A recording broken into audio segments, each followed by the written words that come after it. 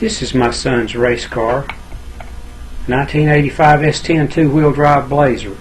We're going to change it over to manual steering because the power steering is leaking, and we don't need the power steering for racing, save a little weight. This small block Chevrolet with a double pumper Holly and headers and NASCAR heads made by Pontiac for Chevrolet and roller cam, and I could go on and on and on. But anyway, we'll get to putting this steering box in.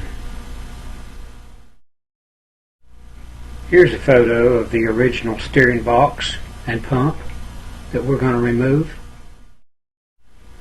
This steering box was out of an S-10 pickup. He didn't tell me what year, but if you'll do some research, if you'll Google this, change over, you'll find a lot of information. A lot of these steering boxes are interchangeable between cars like Camaros and Trans Ams, and you just need to check on it. This manual box will fit many cars. Although I haven't driven this vehicle since I changed the steering box, it's all a bolt-in operation. You can use the steering box and pitman arm and it'll bolt right in. Check a used box out before you put it in. Make sure it's full of grease. It uses chassis grease. And also make sure, turn it lock to lock and make sure that the bearings are okay in it. Set your end play if you need to. There's a screw on top of the box where you can adjust out the end play. Adjust out the end play.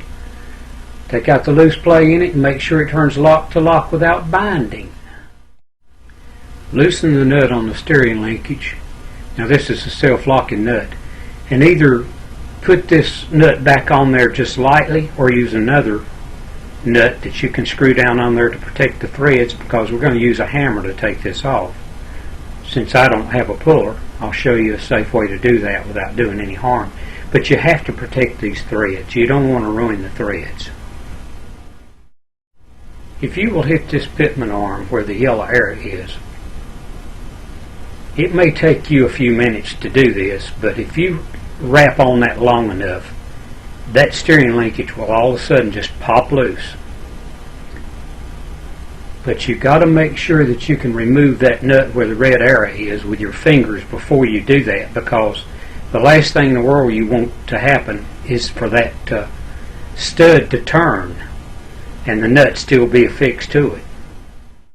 If you didn't make sure that you could remove that nut with your fingers, and the stud did turn while you were trying to remove that nut, you would have to take a pry bar and pry up on that steering linkage and force it back into the hole on the pitman arm, and then you could take it loose with a wrench. You could also use a tool referred to as a pickle fork to drive between the pitman arm and the steering linkage to put pressure on it while you took the nut off. That works too. The steering pump and lines have been removed. Just 3 bolts holds this box on. Very easy to remove. Power steering box on the left, manual on the right, and they're identical other than size. You shouldn't have to remove this pitman arm unless you have a bad bearing in the box and you need to repair it. But I'm going to show you how to take that pitman arm off without a special tool too. If you'll back the nut off and leave it on to protect the threads, and then hit where the yellow area is. I have it on top of a vise. Hit it with like a 2-pound ball peen hammer. In a few minutes it'll pop loose. Be patient.